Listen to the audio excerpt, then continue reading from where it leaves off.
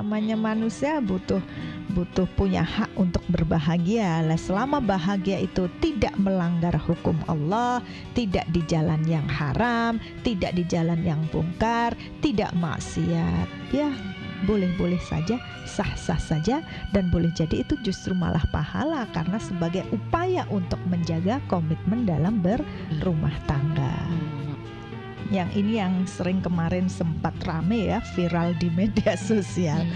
Perempuan-perempuan yang cerai, janda cerai itu jangan pernah menikahi mereka karena mereka tidak akan masuk surga. Baunya saja nggak dapat. Baunya saja nggak dapat, apalagi masuk surga. Itu salah persepsi dalam memahami hadis ini. Ada satu kata yang hilang, yaitu min ghairi ba'sin. Kalau cerainya karena mengkhianati pernikahan, itu yang haram. Tapi kalau meminta cerai karena ada alasan yang membuat dia itu lebih maslahat dibanding diteruskan, maka perceraian itu halal dan boleh, dan bahkan oleh Allah Subhanahu wa taala dijamin yunillahu kullam min sa'atih, dijamin lebih kaya, lebih luas hidupnya, lebih lega hidupnya daripada dipaksa-paksa yang akhirnya lara, terluka dan menderita. Khawatirnya nanti tidak mendapatkan bau surga nih. Kalau yang tidak mendapat bau surga itu kalau tidak ada hujan, nggak ada angin, tiba-tiba minta betul, tanpa hujan, tanpa angin minta cerai, itu yang haram. Nah, yang haram tuh yang selingkuh ya Mbak. Oh, iya. Assalamualaikum warahmatullahi wabarakatuh. Sahabat Nina, kemuliaan mempelajari suatu ilmu bukan hanya saat kita mencarinya, tetapi juga saat kita mengamalkan ilmu tersebut. Semoga kita mampu untuk mengamalkan ilmu yang telah diberikan oleh para guru kita, Sahabat Nina. Dan kembali kita akan mengkaji ilmu lagi lewat kajian kitab Uqudul Lijan, Merawat Cinta Kasih bersama Bu Nyai Dr. Hajah Lulu Farida MPDI. Sudah hadir di studio sejak setengah jam tadi. Aduh, sergap gurunya ini. Lebih awal biar tenang mempersiapkan. Ya Allah, sehat ya, nggih, sehat alhamdulillah. Ya, landeng dulu, datang dulu lah, saya jadi sungkan. Alhamdulillah kita bisa ketemu lagi. Kita lanjutkan lagi kajian kitab Uqudul Lijan. Iya, kajian rutin 2 Senin sekali. Iya, sampai di mana di ini kita halaman 10 di kitab Uqudul Lijan yang kitab kuning ya. Saya bukan kitab kuning ini. Iya, kitab putih. Di halaman 10 di tengah itu tentang bab talak ada sebuah hadis Nabi Muhammad SAW. Baik, kita lanjutkan. Bismillahirrahmanirrahim. Wa qala sallallahu alaihi wasallam, Nabi Muhammad SAW bersabda, ayyuma imra'atin sa'alat zawjaha at-talaqa min ghairi ba'sin, perempuan manapun yang minta cerai pada suaminya tanpa ada penyebab yang membahayakan, tanpa ada alasan yang penting yang membolehkan, faharamun 'alaiha raihatul jannah, maka haram baginya bau surga. Ini hadis diriwayatkan oleh Imam Ahmad, Abu Dawud, Tirmidzi, Ibnu Majah, Ibnu Hibban dan Hakim dari Sauban atiq Rasulullah sallallahu alaihi wasallam, yaitu hamba sahaya Rasulullah sallallahu alaihi wasallam. Hadis ini validasinya hasan. Jadi hadis itu ada sahih, ada dhaif. Nah, di antara sahih dan dhaif itu ada namanya hadis hasan. Nah, hadis ini pada prinsipnya mengingatkan kepada kaum perempuan jangan mudah-mudah minta cerai kepada suami. Gimana kalau suami yang mudah mencerai? Sama saja, karena dalam hadis yang sahih juga dijelaskan bahwa cerai itu memang boleh dan halal, tapi itu tidak disukai oleh Allah. Sehingga karena tidak disukai oleh Allah harusnya dihindari. Kecuali kalau ada baksin. Dalam hadis ini yang diharamkan itu adalah kalau minta cerainya min ghairi baksin, tanpa ada penyebab yang membuat dia harusnya bercerai. Jadi sebisa mungkin dalam keluarga perceraian itu dihindari walaupun itu halal. Tapi kalau memang ada masalah-masalah syar'i yang kalau perumah tangga diteruskan, dipertahankan justru membahayakan dirinya, membahayakan keluarganya, ada hal-hal yang membuat istri tidak bisa melaksanakan kewajibannya atau suami tidak bisa menjalankan amanah kewajibannya, sehingga menjadi dosa ketika rumah tangga itu dipertahankan, banyak melakukan dosa, banyak melakukan pengkhianatan, banyak menyakiti dan saling menyakiti, boleh itu bercerai. Apa dalilnya? Satu ayat Al-Quran di dalam surat An-Nisa ayat 130 yang kaitannya itu dari ayat 127 sampai 130, di mana di dalam surat An-Nisa Allah Subhanahu wa Ta'ala menyampaikan, menfatwa dari Allah langsung ini ya, bukan dari nabi, bukan dari ulama, bukan dari orang bijak, tapi dari Allah sendiri. Seharusnya yang namanya suami di dalam rumah tangga itu menjalankan tugas dan kewajibannya. Ingat, wa ashiruhunna bil ma'ruf walahunna mislul ladzi 'alaihinna, bahwa laki-laki suami harus menjadi berbuat baik kepada istri. Ar-rijalu qawwamuna 'alan nisa, laki-laki itu harus menjadi pelindung, pengayom, penenang dan pemimpin yang baik, bukan sekedar pemimpin yang menjadi pemimpin otoriter, tapi bertanggung jawab terhadap kemaslahatan keluarga, ketangga, sehingga keluarga sakinah, mawaddah, warahmah.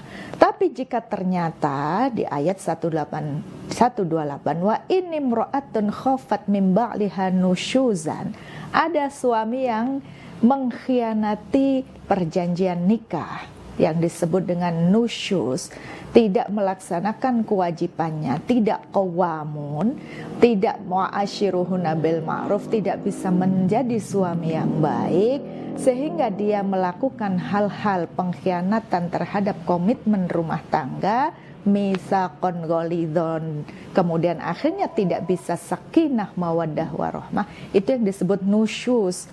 Nah, nusyuz itu bisa dari pihak laki-laki, bisa dari pihak perempuan, bisa dilakukan suami, bisa dilakukan oleh istri. Gimana kalau suami yang nusyuz? Sebaiknya islah ya, diusahakan untuk memperbaiki rumah tangga. Jadi sebaiknya kalau ada perselisihan, ada pengkhianatan, ada perselingkuhan, itu diselesaikan dengan baik-baik. Itu yang disebut dengan islah.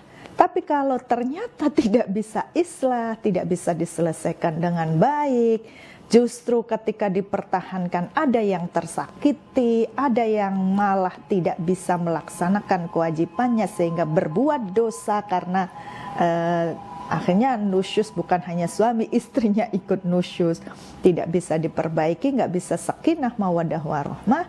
Maka apa? Di ayat 130 Allah berfirman, wa iyatafarraqa yughnillahu kullam min sa'atih. Ya, solusinya ya bercerai. Dan ketika mereka berdua bercerai, ini janji Allah. Allah pasti akan memberikan kecukupan dari keluasan Allah Subhanahu wa Ta'ala. Wa kanallahu wasi'an hakima, dan Allah itu maha luas lagi maha bijaksana. Sehingga yang namanya perceraian itu bukan hal yang haram mutlak, tetap halal tapi harus dihindari. Kalau memang nggak bisa dihindari dan memang lebih baik bercerai, ya itu baik-baik saja, halal, tidak menghalangi orang jadi haram masuk surga. Kalau yang tadi hadis tadi itu kalau diam-diam suami udah baik, keluarga baik-baik, ternyata kecantol orang lain misalnya ya, atau tidak bersyukur lihat orang lebih baik kemudian membandingkan pasangannya, ini baik laki-laki maupun perempuan, itu hal yang tidak boleh. Ini baru yang namanya haram, mau laki-laki maupun perempuan tetap haram. Dan ini diperkuat oleh hadis Rasulullah SAW di dalam hadis bab khulu'. Ada bab khulu'. Apa itu khulu'? Bahwa perempuan di dalam Islam punya hak juga menggugat cerai.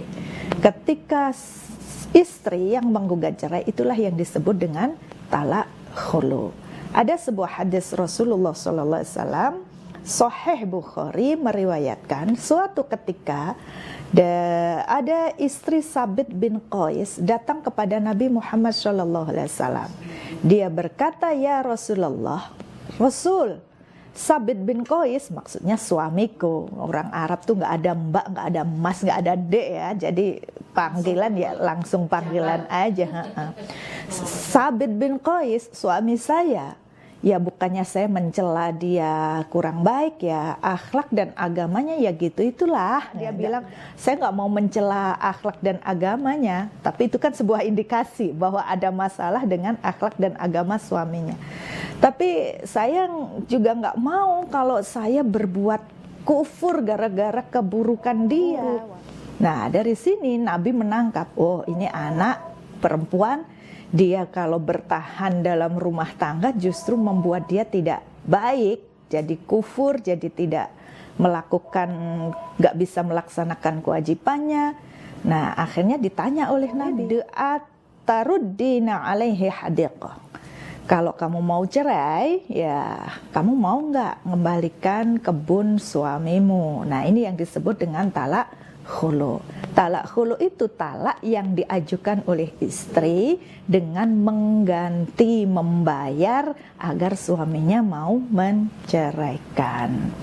Nah, apa jawab si istri Sabit bin Qais tadi? Naam, ya, siap aja, yang penting cerai daripada terus-menerus sakit hati, tidak bisa melaksanakan kewajiban sebagai istri dengan baik, malah menyakiti diri dan berdosa karena itu. Akhirnya apa yang dilakukan Nabi? Dipanggil suaminya. Hei, kamu suami, ini istrimu mengajukan gugat cerai. Apa yang dilakukan Nabi? Iqbalil hadiqah wa talikha tatliqah. Nabi langsung menyuruh suaminya untuk bercerai saat itu juga. Jadi ketika istri sudah nggak bisa diislahkan, suami istri nggak bisa diislahkan, memang perceraian jalan terakhir. Dan kalau sudah seperti itu jangan dipaksa untuk bersatu, karena dampaknya orang kalau sudah nggak suka dipaksa itu sakit. Kalau sakit hati akhirnya nanti mulutnya juga akan menyakiti, sikapnya menyakiti, ujung-ujungnya saling menyakiti di sana. Jadi perceraian tuh harus dihindari, tapi bukan berarti haram. Apa yang diharamkan tadi? Kalau min ghairi ba'sin, tanpa sebab, tanpa alasan, karena tidak bersyukur, karena karena kufur akhirnya minta cerai, nah itu yang haram. Itu tidak ada diceritakan misalnya Rasulullah memanggil suaminya dulu, sebenarnya masalahnya apartnya sudah didengarkan dua-duanya? Tidak ada ya? Nabi itu ketika orang itu mengajukan gugat cerai, artinya dia sudah dalam masalah yang sudah sangat rumit, yang tidak mungkin diselesaikan. Nah, kalau sudah seperti itu jangan dipaksa untuk bersatu, karena dampaknya orang kalau sudah nggak suka dipaksa itu sakit. Kalau sakit hati akhirnya nanti mulutnya juga akan menyakiti, sikapnya menyakiti, ujung-ujungnya saling menyakiti di sana. Jadi perceraian tuh harus dihindari, tapi bukan berarti haram. Apa yang diharamkan tadi? Kalau min ghairi ba'sin, tanpa sebab, tanpa alasan, karena tidak bersyukur, karena karena kufur akhirnya minta cerai, nah itu yang haram. Inilah yang seringkali mohon maaf beberapa teman perempuan dalam masalah sudah nggak mungkin dipersatukan, tapi begitu masuk ke pengadilan dimediasi dan tidak dicerai-ceraikan, akhirnya justru malah menjadi masalah berkepanjangan. Ada yang terzolimi, ini yang nggak boleh juga. Haram hunna di dalam Al-Quran itu disebutkan nggak boleh menghalangi perempuan untuk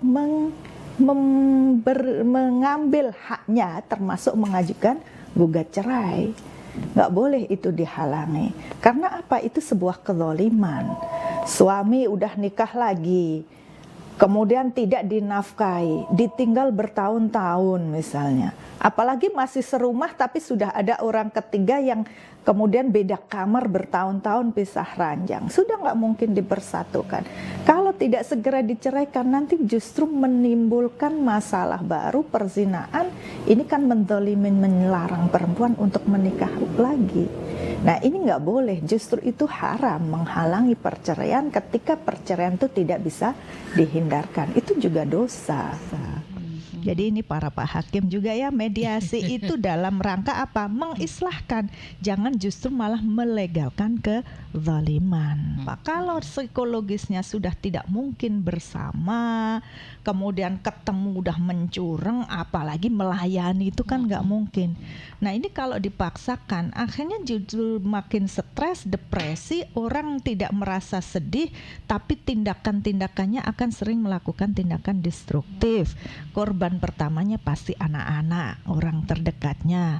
Kemudian merusak psikologisnya, jadi cenderung melakukan tindakan-tindakan yang merusak dirinya, yang makin berat untuk berbuat baik. Nah ini dampak itu yang harus dipertimbangkan dalam perceraian. Makanya cerai itu halal tapi dibenci Allah, walau dibenci Allah tapi halal. Nah sebisa mungkin memang islah, tapi kalau nggak bisa islah jangan dipaksakan.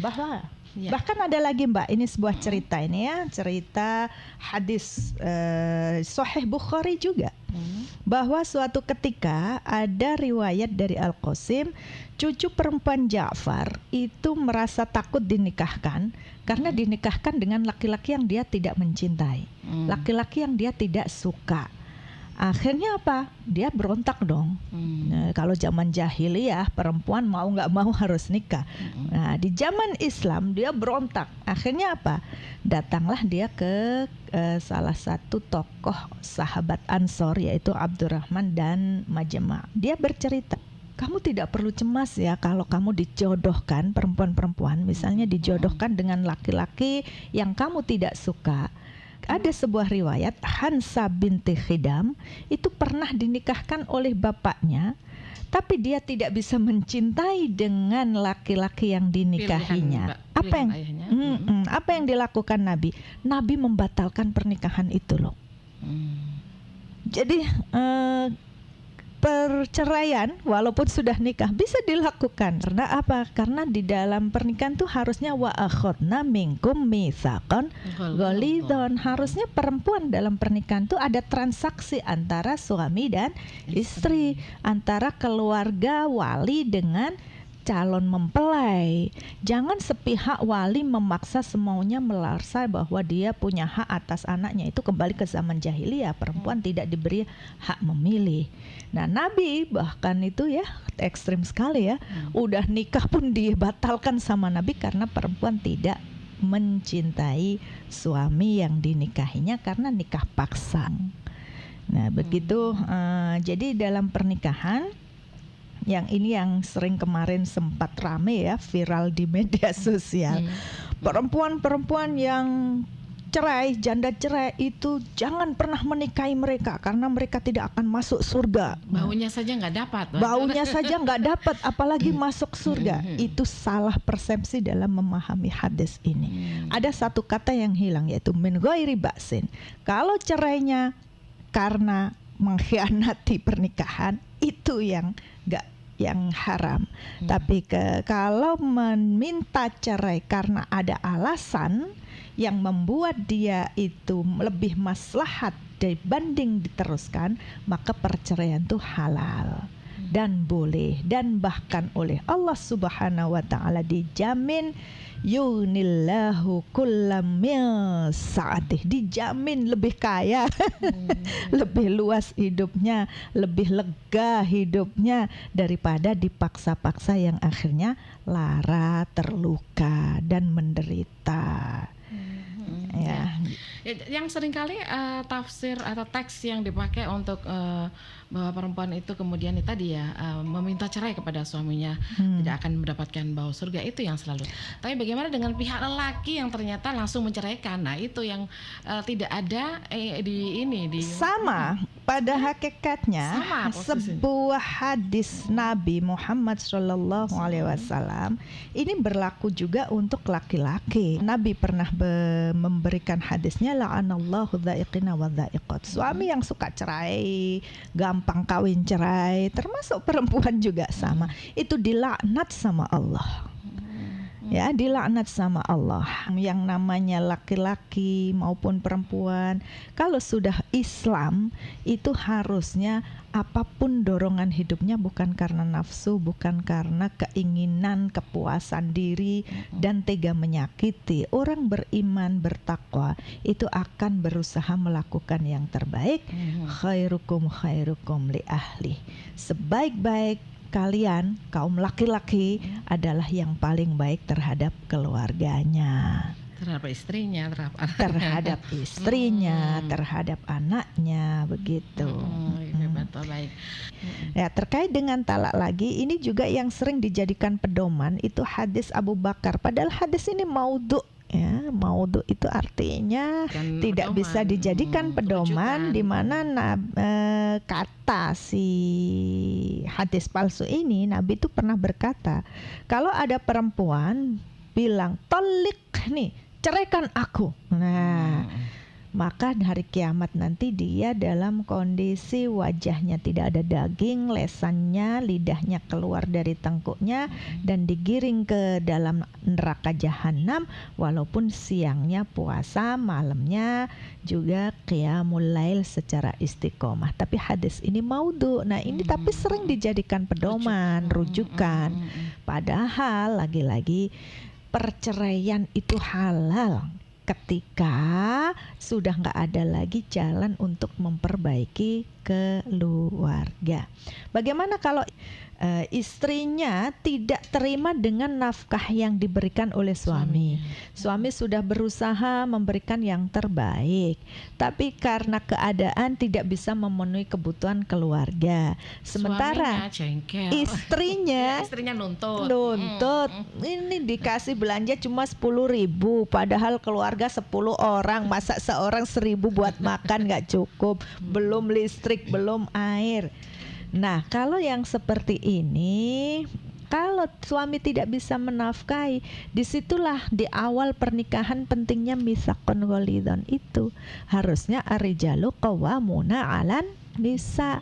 Laki-laki disebut qawwamuna terhadap perempuan karena satu, bima faddalallah, karena ada anugerah Allah yang diberikan, kelebihan yang diberikan pada laki-laki, wa bima anfaqu, karena memberi nafkah. Lah kalau suami nggak memberi nafkah gimana? Itu hak perempuan. Apakah dia mau menafkahi suaminya atau tetap dia meminta haknya? Istri, kalau dia ternyata wis sabar, gak popo, tak terima, ya jadi sedekahnya si istri. Dua pahala yang diberikan, kata Nabi, diberikan kepada istri yang mau menafkahi suami karena suaminya tidak mau menafkahi. Itu bukan kewajiban tapi hak istri. Misalnya kok nggak mau dengan begitu. Nah, ini nanti ada hadis berikutnya ya penjelasannya. Kalau sampai istri kemudian menafkahi tapi dongkol, sehingga apa yang dinafkahinya, menafkahi suami dia tidak ikhlas, apalagi kemudian menundat-nundat, mengungkit-ngungkit dari itu malah dosa. Jadi gimana jalan keluarnya? Ya tadi itu, kalau nggak bisa dilanggar haknya, ya terpaksa perceraian itu lebih baik memang daripada terus berdosa di dalam pernikahan. Ya, maka perlu kita mendengarkan dari kedua belah pihak. Disitulah islah.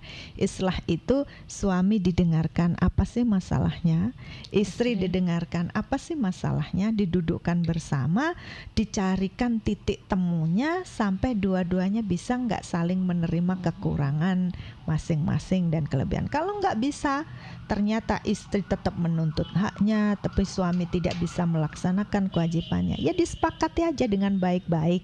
Wes karpe ya opo, kalau memang harus bercerai, harus perceraian itu dengan baik-baik, tanpa dendam, tanpa mengorbankan anak-anak. Ini ada WA yang bergabung ini kita terima dulu 0856 2704 sekian.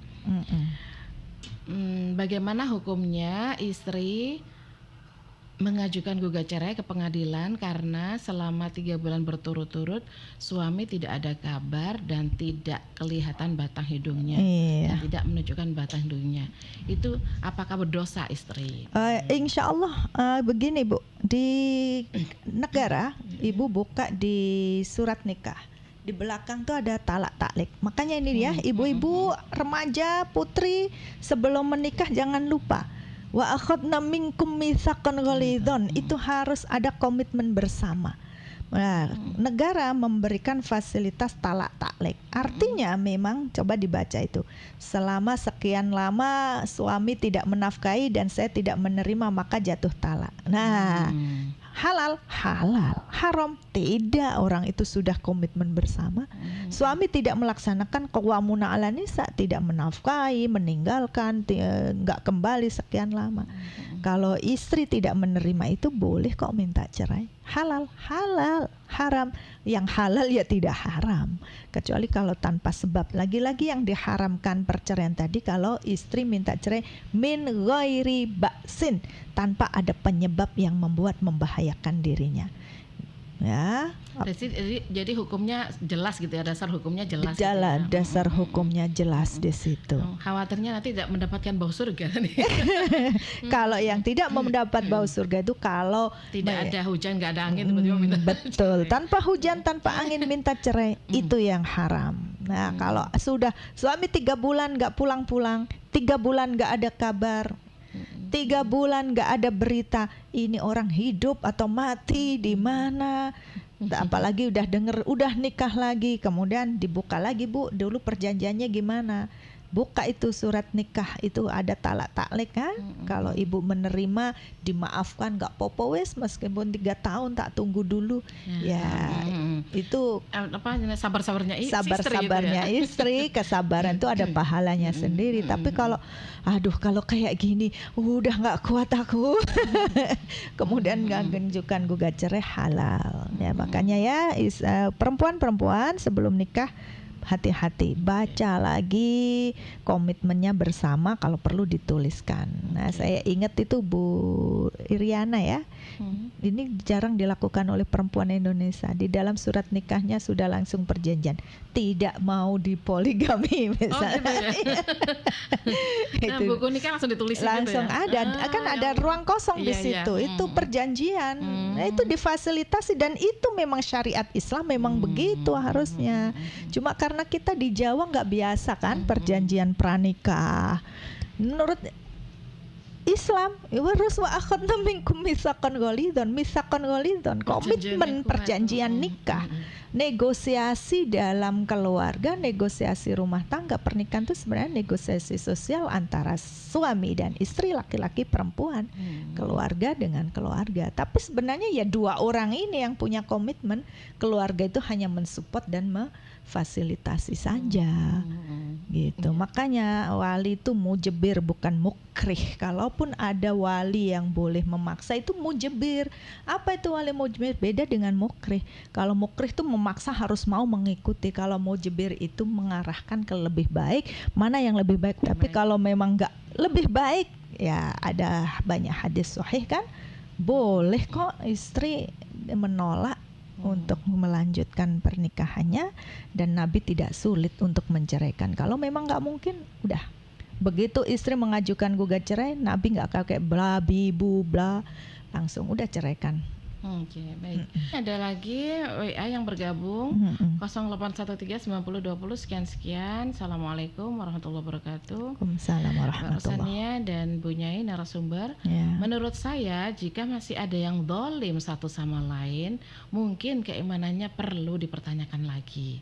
Karena suami menafkahi istri dan keluarga itu dalam rangka taat kepada Allah. Betul. Pun sebaliknya, seorang istri taat pada suami dalam rangka taat kepada Allah Betul. juga. Kalau bicara versi memang nggak akan ada habisnya, versi Betul. suami, versi istri. Oh, pendapat ya. Iya. Oh, Pak Nanang, loh, nomornya ganti Pak Nanang. Nggih, Mas Nanang. Betul Pak Nanang. Nggih, Mas Makanya iman tuh nggak cukup, tapi Pak Nanang harus takwa. Buah dari iman adalah takwa. Ketika orang bertakwa, maka dia akan berusaha melaksanakan kewajibannya dan tidak banyak menuntut haknya. Kata di sini di kitab Uqudul Ijan juga Imam Nawawi berkata ya di bab sebelumnya, ar-rajul al-kamil alladzi yusamihu fi huquqihi la yusamihu fi huquqillah. Orang laki-laki sejati itu yang terus berjuang melaksanakan kewajibannya, nggak banyak menuntut haknya. Kalau orang banyak melaksanakan kewajibannya, nggak banyak nuntut haknya, insya Allah akan membuat nyaman pasangannya. Demikian juga istri ya. Istri harusnya banyak memaklumi kekurangan suami, tapi banyak mensyukuri apa kelebihan dan kebaikan suami, perjuangannya. Oke, baik. WA lagi bergabung 08384843 sekian. Saya seorang istri belum punya anak. 1 bulan suami tidak ada kabar. Bulan kedua tiba-tiba sudah membawa surat cerai untuk saya. Saya diam, introspeksi diri apa kekurangan saya sampai suami menceraikan. Tapi saya tidak menggugat, saya menerima ikhlas. Yang dosa siapa? Tanya yang dosa. Kan namanya siapa ini ya? Yang pertama, ibu mendapat pahala ini ada karena bersabar. Kalau masalah dosa dan pahala itu sebenarnya hak prerogatif Allah ya Bu ya. Yang jelas setiap perbuatan baik kita pasti akan berpahala. Amin. Dan menyakiti orang itu pasti berdosa. Dia bilangnya saya ikhlas sudah. Nah, apalagi sudah ikhlas. Ya Allah, pahala Bu, diperlakukan gitu dengan ikhlas. Itu insya Allah jadi pahala Ibu ya. Semoga Ibu mendapatkan ganti yang lebih baik diberi Allah. Udahlah, kadang memang hidup ini tak seindah yang kita bayangkan. IR tulisannya G, sabar ya Bu ya. Insya Allah Bu, itu kesabaran. Diceritakan di sini ada itu anak, artinya orang yang menceraikan ibu tidak levelnya ibu, bukan makom yang cocok buat ibu. Insya Allah ibu akan diberi yang lebih baik. Amin. Ya, baik. Itu berikutnya WA lagi. Cak Uning, Pak Munir, Assalamualaikum warahmatullahi wabarakatuh. Waalaikumsalam warahmatullahi wabarakatuh. Kalau suami sudah tidak mampu memberikan nafkah batin, kemudian si istri minta cerai, tapi suaminya tidak mau, bagaimana hukumnya? Zalim Pak. Tidak melaksanakan kewajiban. Artinya? Sebuah kewajiban harus dilaksanakan. Tapi kalau tidak bisa melaksanakan kewajiban, kemudian yang punya hak tidak bisa menerima haknya dilanggar, maka berikan haknya. Tapi akan lebih baik kalau istri, wahai istri, ingat kebaikan suami. Setiap orang ada kekurangannya, maafkanlah kekurangannya itu, maka itu akan menjadi pahala. Kalau tidak bisa melaksanakan kewajiban, istri tidak bisa menerima, kemudian menuntut gugat cerai, tapi suami tidak mau menceraikan, maka ada kezaliman di sana. Dan kezaliman itu dosa. Dan lagi-lagi coba lihat itu ya, difasilitasi oleh negara di halaman terakhir buku surat nikah. Kalau suami tidak bisa melaksanakan kewajibannya, dan termasuk salah satu yang membolehkan istri menggugat cerai adalah kalau suami tidak bisa melaksanakan kewajibannya, tidak memberikan nafkah, termasuk nafkah lahir maupun nafkah batin. batin, nafkah material maupun finansial maupun mental. Itu salah satu yang menghalalkan istri untuk mengajukan gugat cerai. Ini ditambah ini, berarti si istri boleh daftar cerai? Boleh. Boleh menikah lagi? Boleh setelah cerai. Kalau belum cerai jangan nikah lagi ya ibu-ibu ya. Artinya kalau misalnya suaminya ngulur-ngulur, berarti suaminya Zolim. Zolim Hmm. itu karena istri punya hak tapi tidak diberikan haknya.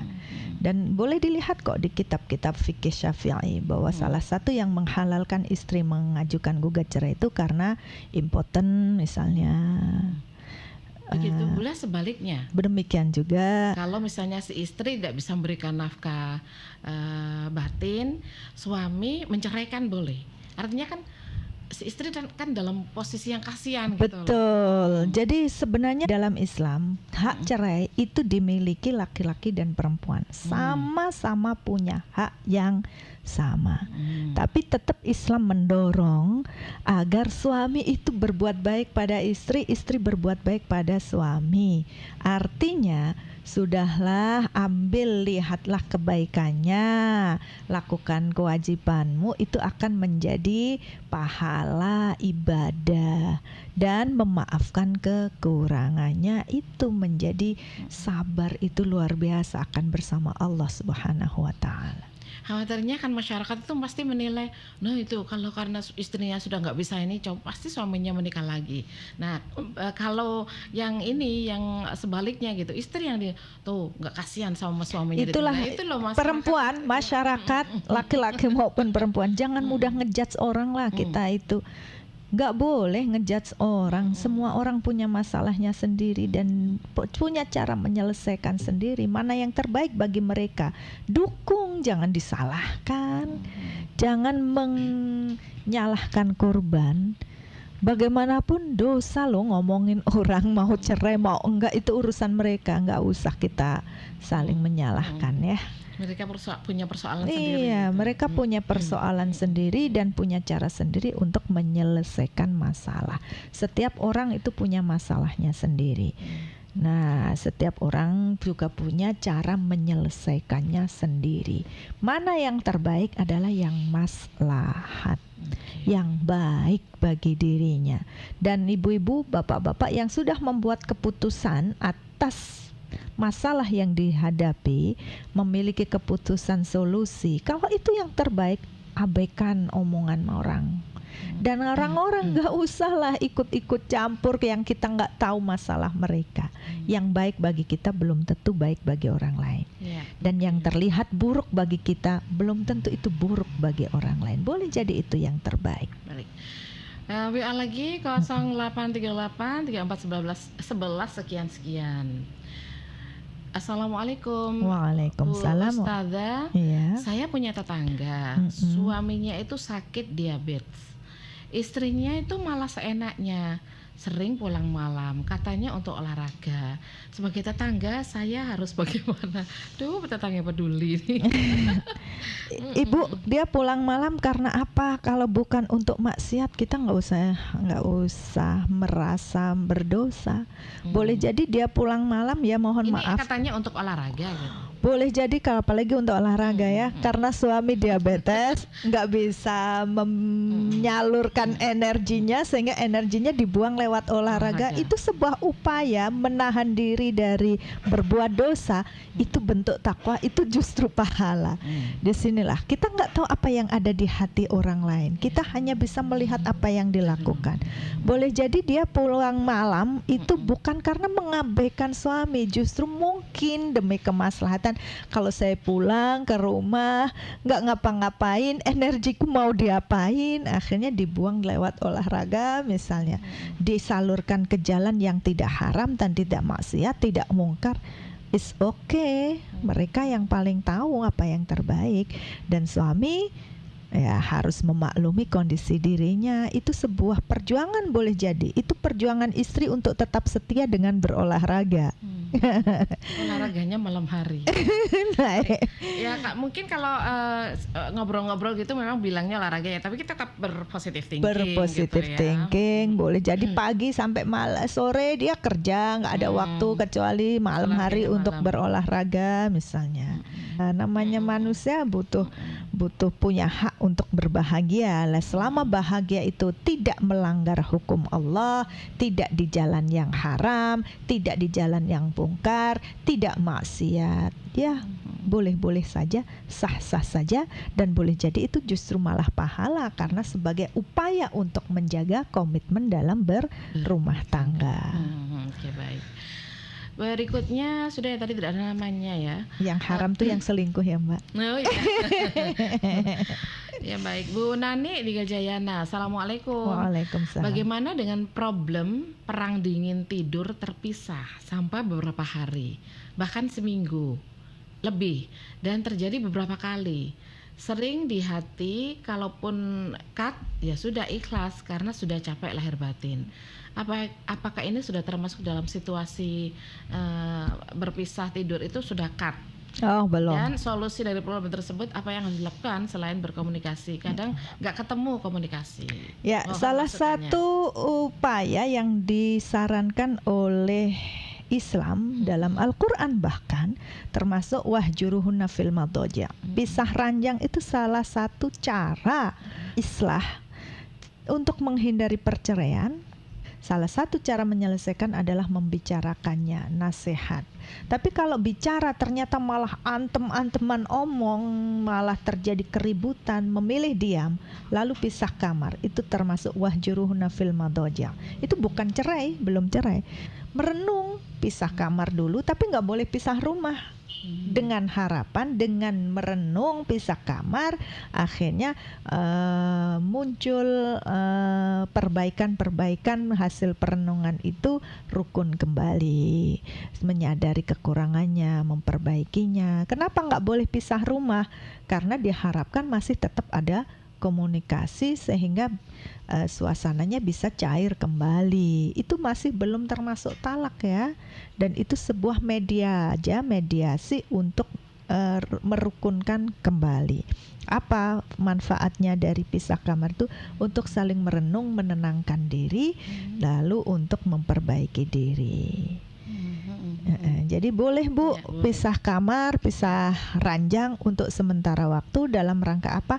Niatkan untuk introspeksi diri, merenung diri, memperbaiki diri kedua belah pihak. Oke. Itu tadi Bu Nani ya. Ini tadi tambahannya ini siapa ini? Oh, minta nomornya Bu Nyai. Oh, Ya nanti ya, boleh. sabar ya nanti ya. Pas terakhir nanti kita ini kan. Aduh, tidak terasa ya. Ngobrolnya nggak ada jeda loh tadi, ya Allah, nggak ada jeda. Alhamdulillah, semoga manfaat. Amin, Sudah 1 jam lebih ya. Matur nuwun nih kehadirannya. Nggih, sami-sami. Insyaallah kita ketemu lagi. Mudah-mudahan bermanfaat kajian Amin. kitab Uqudul Ijen, Merawat Cinta Kasih Satu Nina, dan Allah memberikan keberkahan karena kita berniat untuk mengkaji satu ilmu ya. Kita tutup dengan doa kafaratul majelis. Bismillahirrahmanirrahim. Subhanakallahumma wa bihamdika asyhadu an la ilaha illa anta astaghfiruka wa atubu ilaik. Assalamualaikum warahmatullahi wabarakatuh. Waalaikumsalam warahmatullahi